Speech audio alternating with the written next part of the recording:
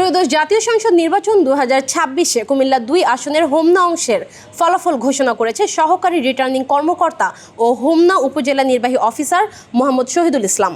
ঘোষিত ফলাফলে দেখা যায় হোমনা অংশে সর্বোচ্চ ভোট পেয়ে এগিয়ে আছেন বাংলাদেশ জাতীয়তাবাদী দল মনোনীত প্রার্থী মোহাম্মদ সেলিম ভূঁইয়া। হোমনা অংশে ধানের শীষ প্রতীকে তিনি পেয়েছেন 46,058 ভোট।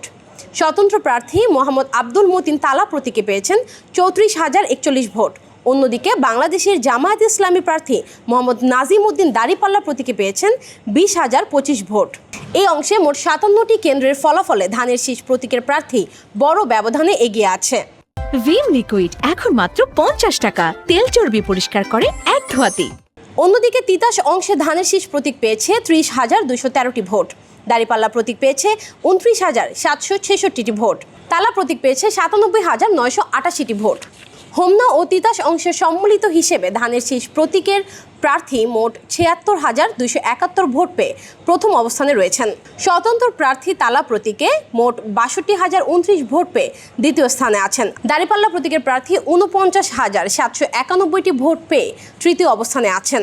সম্মিলিত ফলাফলে দেখা যায় কুমিল্লা 2 আসনে ধানের শীষ প্রতীকের প্রার্থী তার নিকটতম প্রতিদ্বন্দ্বীদের তুলনায় উল্লেখযোগ্য ব্যবধানে বেসরকারিভাবে নির্বাচিত হয়েছেন।